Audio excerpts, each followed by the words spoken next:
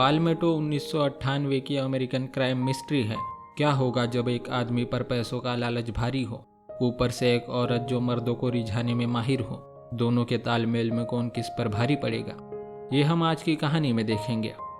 लेकिन कहानी को शुरू करने से पहले मेरी आपसे रिक्वेस्ट है कि अगर आपको हमारा एक्सप्लेनेशन पसंद आता है तो वीडियो को लाइक और चैनल को सब्सक्राइब जरूर करें। हैरी बार्बर एक जर्नलिस्ट है। हैरी ने जो गुनाह किया नहीं, उसके लिए 2 साल से जेल में सजा काट रहा है। हालांकि अब जांच पड़ताल में पता चला है कि हैरी निर्दोष है, उसे रिहा किया जाता है। लेकिन उसके 2 साल का क्या, अपने जिंदगी के 2 साल जो उसने खोए हैं, उसका हिसाब कौन देगा। खैर, जो हुआ सो हुआ, लेकिन हैरी अब पाल्मेटो में नहीं रहना चाहता। पाल्मेटो एक सिटी है जहां वो रहा करता था। अब पाल्मेटो को छोड़कर कहीं दूर अपनी जिंदगी जीना चाहता है। रास्ते में हैरी की गर्लफ्रेंड नीना उसे मिलने आती है। नीना ने ना ही उसे कुछ बोलने दिया, ना ही उसे पाल्मेटो छोड़कर जाने दिया। जैसे ही उसने हैरी को देखा, बीच रास्ते में ही लोगों की परवाह ना करते हुए उसे प्यार करने लगती है। इसके बाद क्या था, हैरी नीना के साथ पाल्मेटो में रहने लगा है। किसी ने बड़ा खूब कहा है, सुबह का भूला शाम को घर वापस आए तो उसे भूला नहीं कहते। नीना एक कलाकार है। वो स्टील और लोहे से अलग अलग चीजें बनाती है। उसका एक एक प्रोडक्ट करीबन $1000 से ऊपर में बिकता है। हैरी को लगता है कि उसे भी कुछ काम ढूंढना चाहिए। उसने काम ढूंढने की कोशिश की, लेकिन उसका दिन ही बेकार रहा। जब नीना ने कहा कि अगर वो चाहे तो उसके ही प्रोडक्ट डिलीवर कर सकता है, तो मानो हैरी का ईगो ही हर्ट हो गया हो। जब एक दिन हैरी बार में बैठा था, तब एक आकर्षक औरत उसके पास से गुजरी। वो फोन बूथ पर जाकर किसी से बात करने लगी है। जब वो वहां से निकल गई तो हैरी ने देखा कि वो औरत, जिसका नाम है रिया मालरू, वही पर्स भूल गई है। पर्स देखा तो काफी पैसे मिले। इससे हैरी के कुछ दिन मौज मस्ती में गुजर सकते हैं। जब हैरी पैसे चुरा कर निकलने लगा तो रिया मालरू फोन बूथ के बाहर ही खड़ी है। उसे पर्स देने के लिए कहती है। बारटेंडर कहता है कि पर्स को एक बार देख लो, क्या पता इसमें से कुछ गायब हो। पर्स में पैसे ना होने के बाद भी रिया बतलाती है कि सब कुछ ठीक है। इसका मतलब रिया किसी फुल प्रूफ प्लान के साथ आई थी। उसे पता था कि हैरी ऐसा ही करेगा। बाद में उसे बतलाती है कि उसके पास हैरी के लिए एक काम है। उसे पैसे भी ज्यादा मिलेंगे, लेकिन इसमें रिस्क भी ज्यादा है। हैरी जानना चाहता है कि आखिर काम क्या है। रिया ने उसे अपना नंबर दिया, कल कॉल करने कहती है। जो पैसे हैरी ने चुराए थे वो लेकर चली गई। बाद में हैरी ने रिया के बारे में जानकारी निकाली। रिया मालरू का पति फेलिक्स मालरू पाल्मेटो का सबसे रईस आदमी है। उसकी एक बेटी भी है जिसका नाम है ऑडेट। अगले दिन जब नीना उसके प्रोडक्ट की डिलीवरी करने जा रही थी, हैरी उसके डिलीवरी का सामान लेकर सीधा मालरू के घर जाता है। दरअसल वो जानना चाहता था कि उसकी जानकारी सही है या नहीं। अब जब रिया यहाँ काम करते दिखी तो उसे यकीन हो गया है कि उस पर वो भरोसा कर सकता है। घर पर प्लान के बारे में बात करना थोड़ा रिस्की हो सकता है, इसीलिए रिया उसे पैसे देकर कहीं बीच के पास एक घर किराए पर लेने के लिए कहती है। आज रात वो वहां आकर उसे सारा प्लान समझा देगी। आखिर रात हो गई। रिया के आने के बाद हैरी उनके बातचीत को रिकॉर्ड करता है। हैरी को लगता है कि इस तरह आधी रात में आई है तो पक्का कुछ ना कुछ जोखिम भरा और गैरकानूनी काम होगा।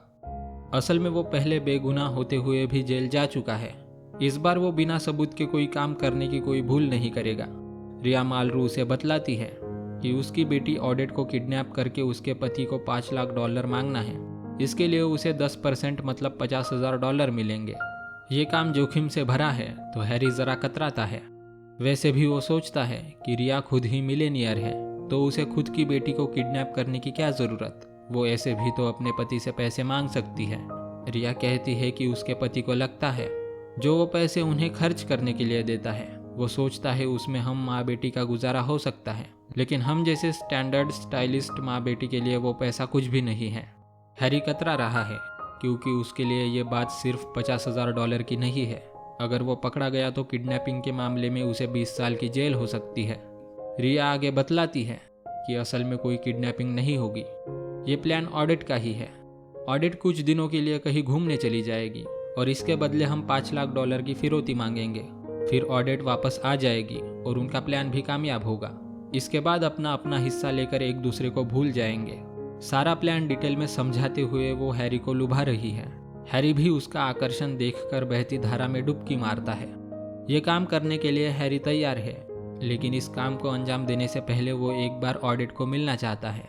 ऑडिट और हैरी दोनों मिलकर एक अच्छा प्लान बनाते हैं कि कब और कहाँ से ऑडिट किडनैप होगी और कहाँ रहने जाएगी।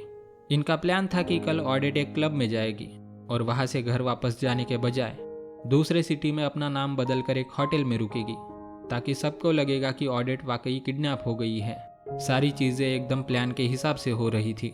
जब ऑडिट क्लब से अपना भेष बदल कर आई तो किसी ने उसके गाड़ी को मामूली खरोच मार दी।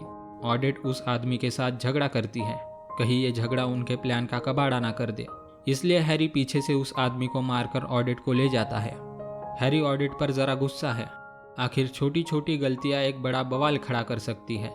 अगर प्लान को सही तरीके से अंजाम देना है तो ऐसी गलतियों से बचना होगा।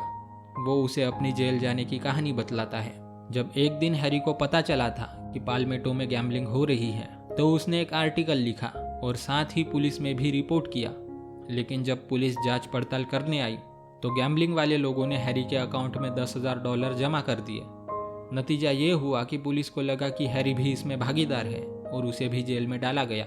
हालांकि वो बाद में निर्दोष पाया गया, लेकिन उसे उसके 2 साल बर्बाद होने का गुस्सा है। इसके बाद ऑडिट को एयरपोर्ट पर छोड़ दिया। वो मायामी चली गई और हैरी फेलिक्स को फिरौती के लिए कॉल करता है। अगले दिन ही पुलिस ने हैरी के घर पर दस्तक दी। पुलिस स्टेशन जाने पर पता चला कि जॉन रेनिक, जो उसका बहनोई है, उसने हैरी को एक जॉब के लिए बुलाया है। दरअसल पुलिस को ऑडिट के किडनैपिंग की खबर मिली है। हालांकि अब तक ये कंफर्म नहीं है क्योंकि ऑडिट के घर वालों ने कोई कंप्लेंट नहीं की।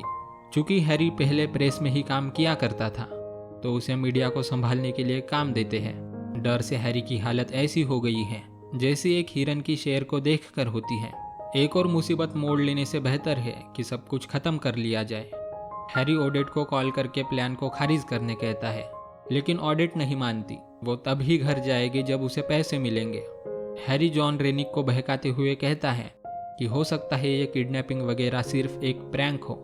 अब तक तो जॉन को ऐसा ही लग रहा था, लेकिन तभी उसे एक्स पुलिस ऑफिसर डॉनली का कॉल आया है। इत्तेफाक से वो ऑडिट का बॉडीगार्ड ही है। डॉनली जॉन को बतलाता है कि किडनैपर ने घर पर कॉल किया था। ऑडिट रोते हुए बोल रही थी कि अगर इनको पैसे नहीं मिले तो ये लोग उसे मार डालेंगे। ये केस और भी दलदल में फंसता जा रहा है। रिया ने डॉनली के बारे में ना बताया तो हैरी का रिया पे ही शक है कि वो उसे फंसाना चाहती है। रिया बतलाती है कि उसे डॉनली के बारे में कुछ भी नहीं पता था। वैसे भी पुलिस को इस केस के बारे में लगभग सारी जानकारी है। हैरी अब और इस प्लान में काम नहीं करने वाला। लेकिन रिया की खूबसूरती देखकर, उसकी रिझाने की तरकीब देखकर उसकी बातों में आ जाता है। दोनों इंटीमेट होने के बाद हैरी इस प्लान को अंजाम देने के लिए तैयार है। प्लान अब भी काम कर सकता है। पुलिस ऑफिशियली इसमें इन्वॉल्व नहीं है। उन्हें आज रात ही फिरौती मांगनी होगी। ऑडिट को पालमेटो में वापस बुलाया जाता है। साथ ही फेलिक्स मालरो को कॉल करके पैसा रखने की जगह बताई। जैसा सोचा था, प्लान उससे जल्दी ही निपट गया। हैरी को पैसे मिल चुके हैं। इसके बाद वो सीधे अपने किराए के घर जाता है जहां उसने ऑडिट को रखा है। यहीं पर रिया मालरू भी आएगी और तीनों बंटवारा करके अपने अपने रास्ते निकल जाएंगे। जब वो वहां पहुंचा तो देखता है ऑडिट को किसी ने मार दिया है। हैरी बुरी तरह फंस गया। अब तक पकड़ा जाता तो किडनैपिंग के लिए बस 20 साल की सजा होती, लेकिन अब तो मौत के लिए फांसी है। हैरी के पास एक ही रास्ता है। ऑडिट की लाश को कहीं ठिकाने लगाने से वो बच सकता है। वैसे भी उसे किसी ने देखा नहीं है। वो लाश को गाड़ी में डालता है। बारिश भी इतनी तेज है और डर से टेंशन इतना कि आगे से आता हुआ ट्रक उसे दिखा नहीं। एक्सीडेंट से तो बाल बाल बचा, लेकिन हैरी ने गाड़ी साइड लाइन से ठोक दी। गाड़ी का टायर पंचर हो चुका है। वो इसे ठीक करने लगता है कि तभी एक पुलिस वाला वहां पहुंच गया। हैरी उसे बतलाता है कि वो पुलिस के लिए ही काम करता है। अपने बहनोई जॉन रेनिक का नाम उसने लिया। ये ऑफिसर जॉन को अच्छी तरह जानता है। वो और जॉन रेनिक पुलिस ट्रेनिंग में साथ ही थे। ऑफिसर उसे मदद का हाथ बढ़ाता है। वो कहता है कि डिक्की खोलो, जरूर वहां स्टेपनी और इक्विपमेंट्स होंगे। हैरी के लिए डिक्की खोलना मतलब मौत को दावत देना है। करे तो करे क्या। थोड़ा सोचने के बाद डिक्की खोलते वक्त उसने चाबी को तोड़ दिया। यही उपाय था बचने का। खैर, अब पुलिस ऑफिसर ने एक टो ट्रक को बुलाया और हैरी किसी तरह इस मुसीबत से बच गया है। लेकिन लाश अभी भी हैरी के पास ही है। वैसे तो हैरी ने शराब छोड़ दी थी, मगर आज रात टेंशन में पूरी बोतल खाली कर दी। जब वो सुबह उठा तो पुलिस का कॉल आया है। जो डर था वही हो गया। फेलिक्स ने पुलिस में ऑडेट के किडनैपिंग की कंप्लेंट की है। अब तो पुलिस भी इसमें ऑफिशियली इन्वॉल्व हो गई। वैसे भी कहा जाता है जब मुसीबत आती है तो चारों दिशाओं से आती है। हैरी को इतना परेशान देखकर नीना को लगने लगा है कि शायद हैरी का इस केस से कुछ ना कुछ कनेक्शन है। इसके बाद पुलिस ने जांच पड़ताल शुरू की। फेलिक्स ने उन्हें वो जगह दिखाई जहां पैसों की लेन देन हुई थी। वहां पुलिस को फुटप्रिंट और सिगरेट मिली। इसे फॉरेंसिक लैब में भेज दिया गया। हैरी ने भी मीडिया को काफ़ी अच्छे से संभाला। जॉन उसे बतलाता है कि उनके पास एक आई विटनेस है। उस रात ऑडेट का जिस आदमी से झगड़ा हुआ था यही वो आदमी है। कहीं वो हैरी को पहचान ना ले, इसलिए हैरी वहां से जल्दी निकल गया। नीना गाड़ी की चाबी के लिए बार बार फ़ोन कर रही थी, इससे पहले कि वो गाड़ी कहीं बाहर ले जाए। हैरी ऑडेट की लाश को छुपा रहा है। इतने में नीना घर आ गई।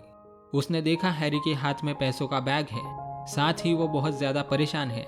जब वो गाड़ी लेने गैराज जा रही थी तो हैरी उसे जाने नहीं देता। वो समझ गई कि ज़रूर ये किडनैपिंग का मामला है, और हो ना हो लड़की की लाश भी गाड़ी में ही है। हैरी रोने लगा। अब तक जो हुआ वो सब कुछ नीना को बता देता है। जो पैसों का बैग था वो भी उसके सामने उलट दिया। असल में बैग में पैसे थे ही नहीं, बैग सिर्फ कागज से भरा हुआ था। अब हैरी को सब समझ में आ गया है कि कैसे रिया ने उसका इस्तेमाल किया है। वो ये भी समझ गया कि इसके पीछे रिया अकेली नहीं है, डॉन ली भी उसके साथ है। दोनों का प्लान था कि पैसे मिलने के बाद हैरी को ऑडेट के मर्डर में फंसाकर यहाँ से भाग जाएंगे। अच्छा हुआ कि जब शुरुआत में रिया उसे किडनैपिंग का प्लान बता रही थी तब हैरी ने उसकी बातों को रिकॉर्ड कर लिया था। इसी टेप का इस्तेमाल करके वो डॉन ली को ऑडेट की बॉडी ले जाने के लिए ब्लैकमेल करता है। थोड़ी देर बाद डॉन ली हैरी के पास आ गया, साथ ही एक एसिड ले आया है जिससे ऑडेट की लाश को गलाकर बहा दिया। इसके बाद डॉन ली टेप लेकर चला जाता है। कहानी में फिर से मोड़ आया है। जॉन रेनिक हैरी को बतलाता है कि उन्हें ऑडेट की लाश मिली है। जो घर हैरी ने किराए पर लिया था वही उसकी लाश पड़ी है। लेकिन सवाल ये है कि अभी अभी उन्होंने लाश को डिस्ट्रॉय कर दिया था, तो ये लाश आई कहाँ से? जब हैरी ने उस लाश का चेहरा देखा तो ये कोई दूसरी ही लड़की है। फेलिक्स भी इस लाश की पहचान करने आया है। वो उसे देखकर रोने लगा। मतलब यही असली ऑडेट है। ये ट्विस्ट अब हैरी समझ गया है। दरअसल रिया का हैरी को फंसाने का पूरा प्लान था। उसने असली ऑडेट की जगह एक एक्ट्रेस को हैरी के पास भेजा था ताकि हैरी को लगे कि कोई किडनैपिंग नहीं हो रही। लेकिन दूसरी तरफ रिया और डॉनली ने असली ऑडेट को किडनैप किया था। अब जब उन्होंने ऑडेट को मार दिया तो हैरी ने जो किराए पर घर लिया था वहीं पर छोड़ दिया ताकि कोई जांच पड़ताल हो तो हैरी पर ही नाम आए। और हुआ भी वैसा ही। जो इस घर का मालिक है वो बतलाता है कि ये घर हैरी ने किराए पर लिया था। सारा इल्ज़ाम अपने पे आता देख हैरी वहाँ से भाग गया।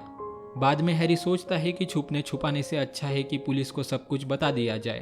पुलिस ने एक प्लान बनाया और हैरी को अपने आप को बेगुनाह साबित करने का एक मौका दिया।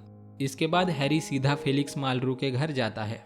इस बार भी रिया उसे बहला फुसलाने की कोशिश करती है, लेकिन इस बार हैरी कोई गलती नहीं करने वाला। हैरी फेलिक्स को बतलाता है कि ये सारा प्लान उसकी पत्नी रिया और डॉनली का था। डॉनली वही मौजूद है। उसने हैरी के सर पर गन रखी है। जब फेलिक्स ने रिया को बुलाया तो ये अलग ही औरत है, लेकिन यही फेलिक्स की असली पत्नी और ऑडिट की माँ है। असल में जिसे हम अब तक रिया समझ रहे थे वो डॉनली की पत्नी थी और वो दोनों यहाँ काम करते थे। फेलिक्स हैरी की बातों पर भरोसा नहीं करता, उसे ही ऑडिट की मौत का दोषी समझता है। फेलिक्स ने डॉनली को हैरी को मारने का हुक्म दिया।